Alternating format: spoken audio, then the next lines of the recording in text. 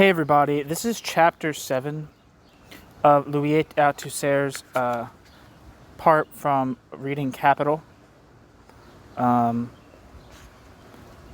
first chapter was titled Introduction, the second, Marx and His Discoveries, the third, Merits of Classical Economics, the Error of Classical Economics, 4, the Error of Classical Economics, Outline of a Concept of Historical Time, 5, Marxism is not a historicism. 6.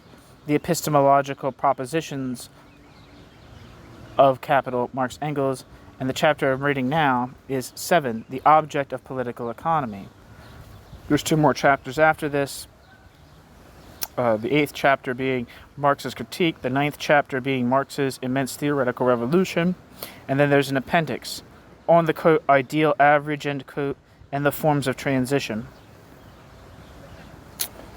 All right, let's boogie. Chapter 7, the object of political economy. To answer this question, I shall take literally the subtitle of Capital, A Critique of Political Economy.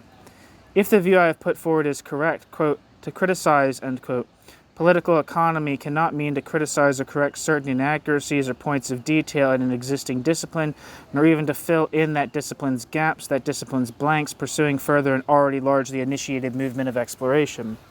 Quote, to criticize political economy, end quote, means to confront political economy with a new problematic and a new object, i.e. to question the very object of political economy. 1 second. I gotta see something.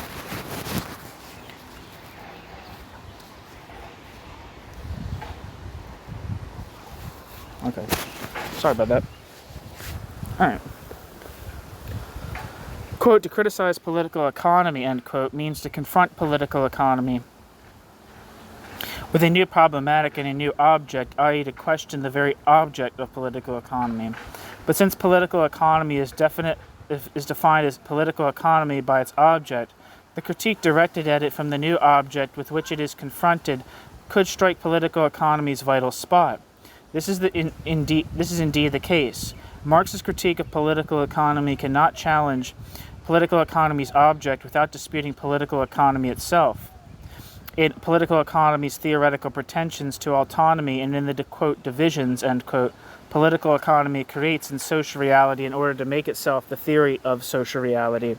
Marx's critique of political economy is therefore a very radical critique. It queries not only the object of political economy, but of political economy itself as an object.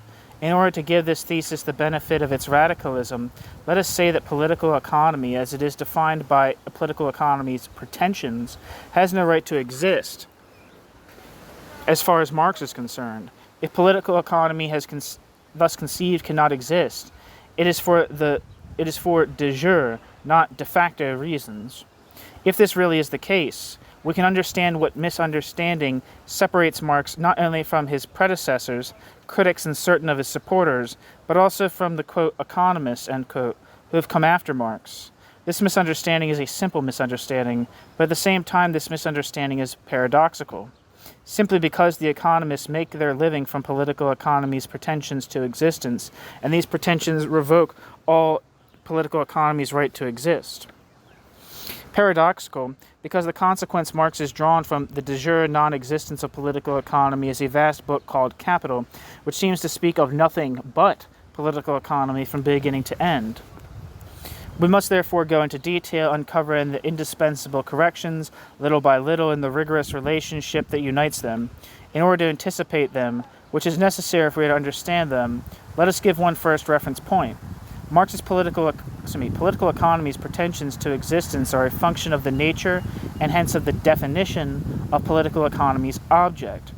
Political economy gives itself as an object the domain of, quote, economic facts, end quote, which political economy regards as having the obviousness of facts, absolute givens which political economy takes as they, quote, give, end quote, themselves, without asking these facts for any explanations, plural. Marx's revocation of the pretensions of political economy is identical with Marx's revocation of the obviousness of this, quote, given, end quote. which in fact it, quote, gives itself arbitrarily as an object, pretending that this object was given it. Marx's whole attack is directed at this object as its pretensions to the modality of a, quote, given object. Political economy's pretensions being no more than the mirror reflection of political economy's objects' pretensions to have been given it.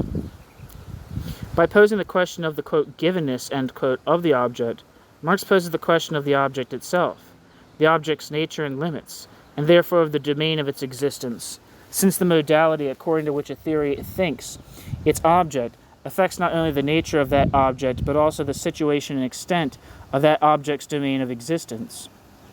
As an indication, let us adopt a famous thesis of Spinoza's. As a first approximation, we can suggest that political economy's existence is no more possible than the existence of any science of, quote, conclusions, end quote, as such.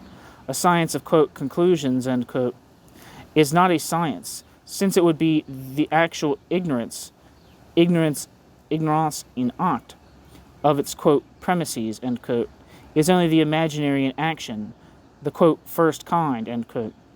The science of conclusions is merely an effect, a product of the science of premises, but if we suppose that this science of premises exists, the pretended science of conclusions, the first kind, is known as imaginary and as the imaginary in action.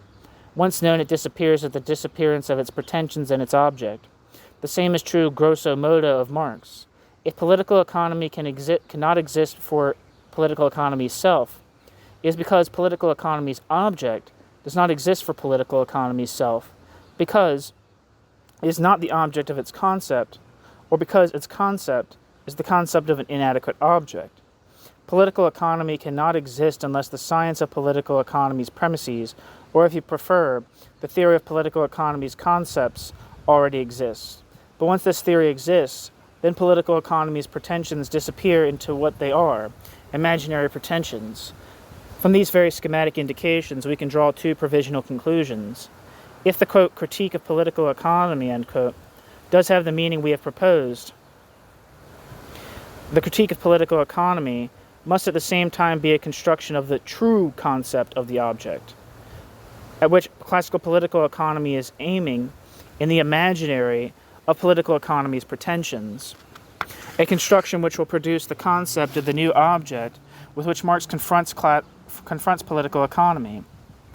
If any understanding of capital depends on the construction of the concept of this new object, those who read capital without looking for this concept in it, without relating everything to this concept, are in serious danger of being tripped up by misunderstandings or riddles.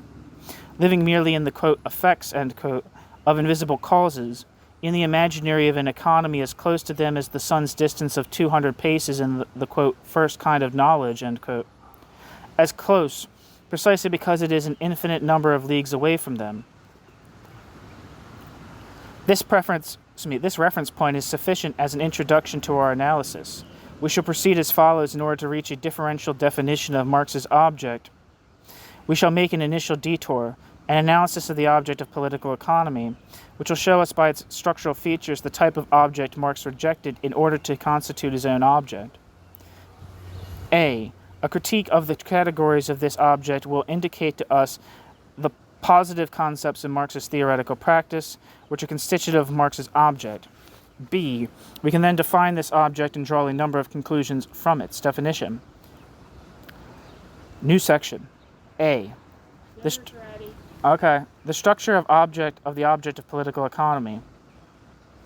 I cannot here provide a detailed examination of the classical theories, nor a fortiori of the modern theories of political economy in order to draw from it a definition of the object to which they are related in their theoretical practice, even if they do not reflect this object for itself. I propose only to locate the most general concepts that constitute the theoretical structure of the object of political economy. In essentials, this analysis concerns the object of classical political economy. Smith, Ricardo, but it is not restricted to the classical forms of political economy, since the same basic theoretical categories still underlie the work of many economists today. With this in mind, I think I can take as my elementary theoretical guide the definitions proposed in A. Lalande's Dictionnaire philosophique, Their inconsistencies and inaccuracies, even their, quote, banality, end quote, are not without advantages. They can be taken as so many indices not only of a common theoretical background, but also of the possible resonances and inflections of sense this background provides.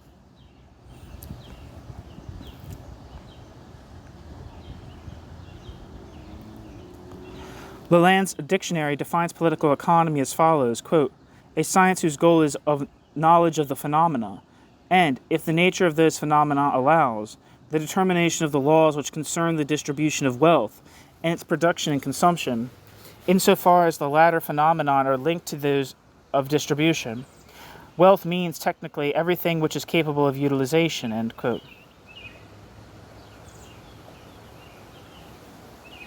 Sorry, I spaced out for a second. I got to reread that last sentence.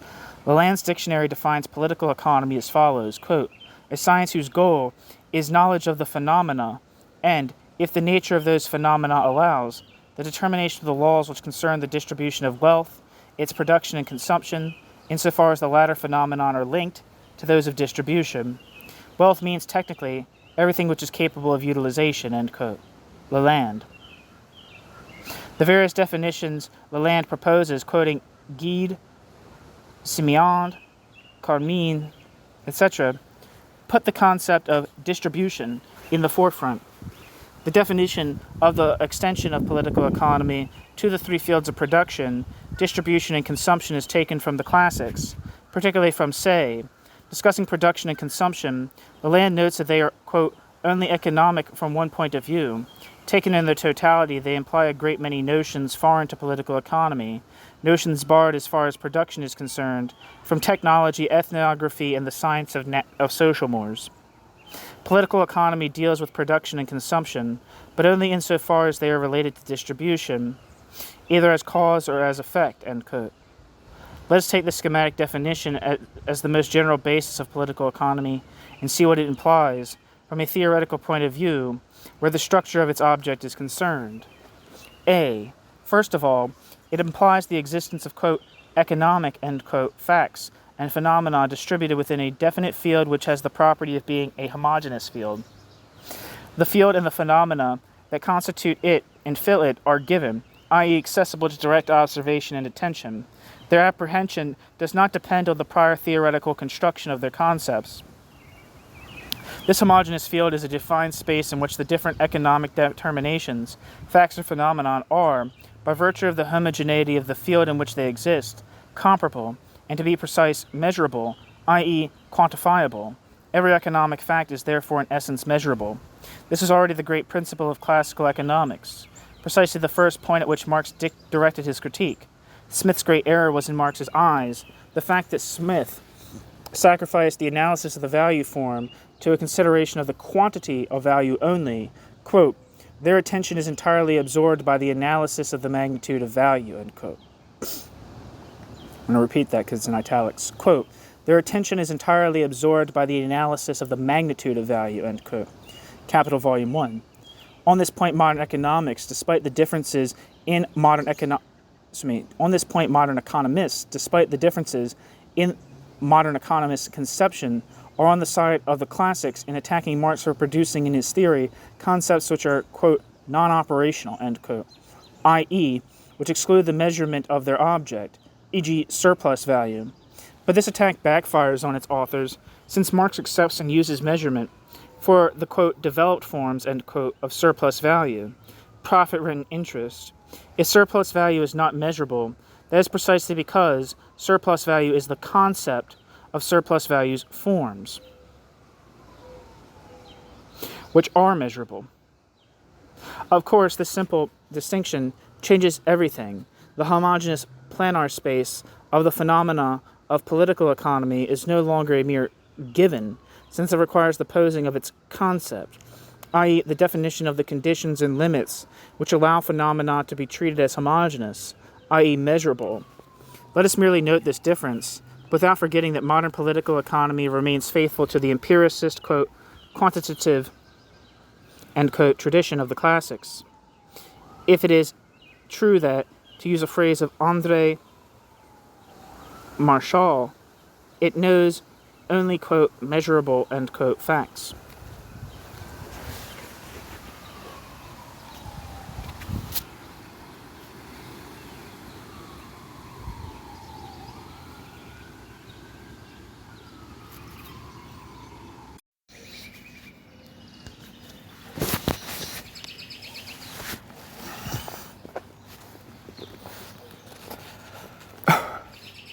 B. But this empiricist positivist conception of economic fact is not as, quote, plain, quote, platt as it might seem. Here I am talking about the, quote, plainness, end quote, of the planar, quote, plan, space of its phenomena. If this homogeneous space does not refer to the depth of its concept,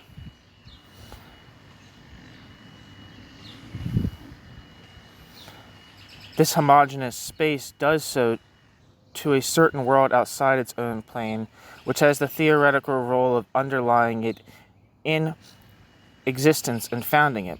The homogeneous space of economic phenomena implies a determinate relationship with the world of the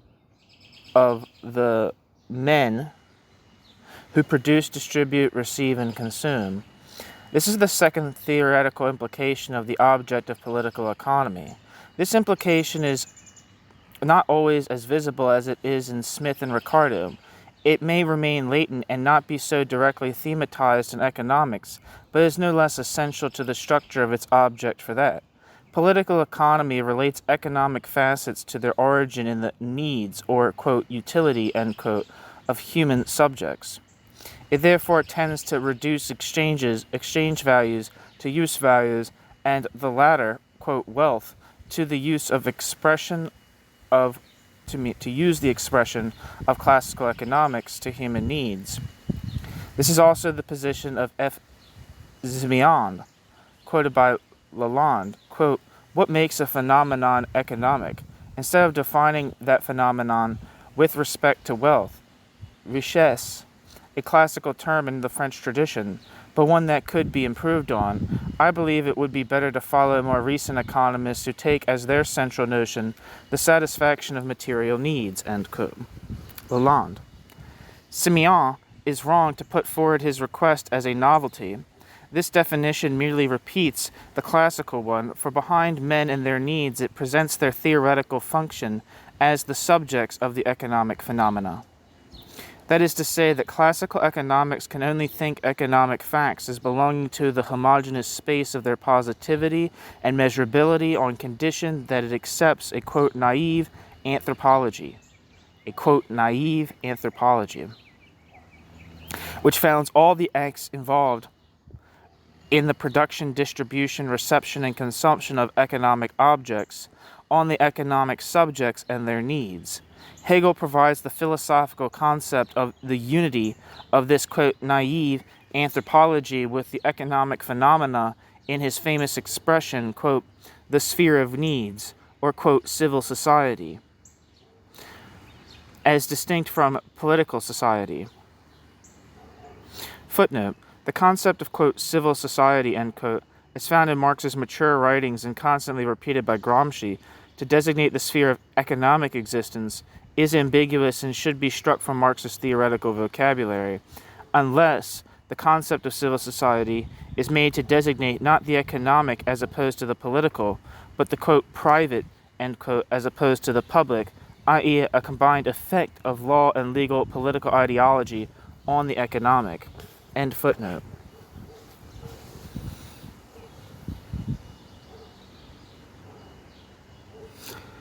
In the concept of the sphere of needs, economic facts are thought as based in their economic essence on human subjects who are a prey to, quote, need, end quote, on the homo economicus, who is a visible, observable given, too. The homogeneous positivist field of measurable economic facts depends on a world of subjects whose activity as productive subjects in the division of labor has as its aim and effect the production of objects of consumption destined to satisfy these same subjects of needs. The subjects as subjects of needs support the activity of the subjects as producers of use values, exchangers of commodities, and consumers of use values. The field of economic phenomena is thus in origin as an aim, founded on the ensemble of human subjects whose needs define them as economic subjects. The peculiar theoretical structure of political economy depends on immediately and directly relating together a homogeneous space of given phenomena and an ideological anthropology which bases the economic character of the phenomena and its space on man is the subject of needs, the givenness of the homo economicus. I'm going to repeat that last sentence because it was all in italics.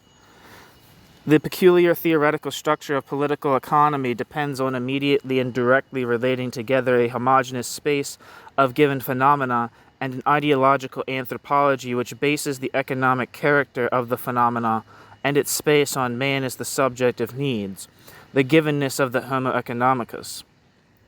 Let us examine this more closely. We have been speaking of a homogeneous space of given economic facts or phenomena. And now behind this given, we have discovered a world of given human subjects, indispensably underlying its existence. The first given is therefore a false given, or rather it is really a given by this anthropology which is itself given. This and this alone indeed allows us to declare that the phenomena which are grouped within the space of political economy are economic. They are economic as more or less immediate or, quote, mediated effect of the needs of human subjects. In short, of what it is that makes man, besides his rational animal rationale, loquacious animal loquax, or laquo, laughing, reden, political, politicus, moral and religious natures, a subject of needs, homo economicus. It is the need of the human subject that defines the economic in economics. The given in the homogeneous field of economic phenomena is therefore given as economic by this silent anthropology. But if we look closer, we see that this quote giving, end quote, anthropology is in the strongest sense the absolute given, unless someone refers us to God as its founder, i.e. to the capital G given, who himself gives himself, causa sui, God-given. Let us leave this point in which we can see well enough that there can never be a given on the forestage of obviousness, except by means of a giving ideology which stays behind, with which we keep no accounts, and which gives us what it wants. We do not go and look behind the curtain. We shall not see its act of, quote, giving, end quote. It disappears into the given, as all workmanship does into works. We are its spectators, i.e. its mendicants. This is not all. The same anthropology that underlies the space of economic phenomena is, in this way, allowing them to be called economic, reemerges in them later in other forms, some of which we know. If classical political economy was able to present itself as a happy providential order, as economic harmony, from the physiocrats to say via Smith, it was by the direct projection of the moral or religious attributes of its latent anthropology onto the space of economic phenomena. The same type of intervention was at work in liberal bourgeois optimism or in the moral protests of Ricardo's socialist commentators, with whom Marx constantly crossed swords. The content of the anthropology changes, but the anthropology survives, along with its role in the site of its intervention. This latent anthropology also reemerges in certain myths of modern political economists, e.g. in concepts as ambiguous as economic, quote, rationality, quote, optimum, quote, full employment, or welfare economics, quote, humane economics, etc. The same anthropology which serves as the original foundation for economic phenomena comes to the fore as soon as there is question of defining the meaning of these phenomena, i.e. their end. The homogeneous given space of economic phenomena is thus doubly given by the anthropology which grips it in the vice of origins and ends. And if this anthropology seems absent from the immediate reality of the phenomena themselves, it is in the interval between origins and ends, and also by virtue of its universality, which is merely repetition. As all the subjects are equally subjects of needs, their effects can be dealt with by bracketing out the ensemble of these subjects. Their universality is then reflected in the universality of the laws of the effects of their needs, which naturally leads political economy towards its pretensions to deal with economic phenomena in the absolute, in all forms of society, past, present, and future. The taste for false eternity Marx found in the classics may have come to them politically from their wish to make the bourgeois mode of production everlasting. This is obvious enough for some of them, Smith say, etc. but it may have come to them from a different cause, one older than the bourgeoisie, living in the time of a different history, not from a political cause, but from a theoretical cause, from the theoretical effects produced by this silent anthropology, which ratifies the structure of the object of political economy. This is surely the case with Ricardo, who knew perfectly well that one day the bourgeoisie would have had its day, who already read this destiny into the mechanism of its economy, and yet continued to speak the discourse of eternity at the top of his voice.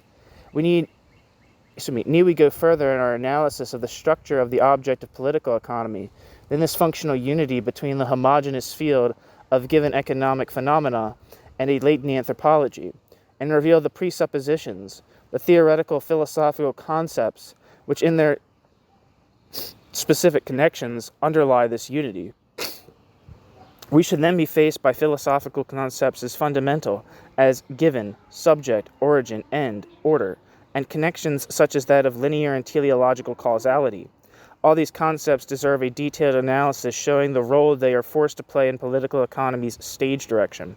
But this would lead us to much too far afield, and in any case, we shall come across them again from the outside when we see Marx either rejecting them or giving them quite different roles. That was Chapter 7 of The Object of Capital by Louis Althusser. Thanks for listening.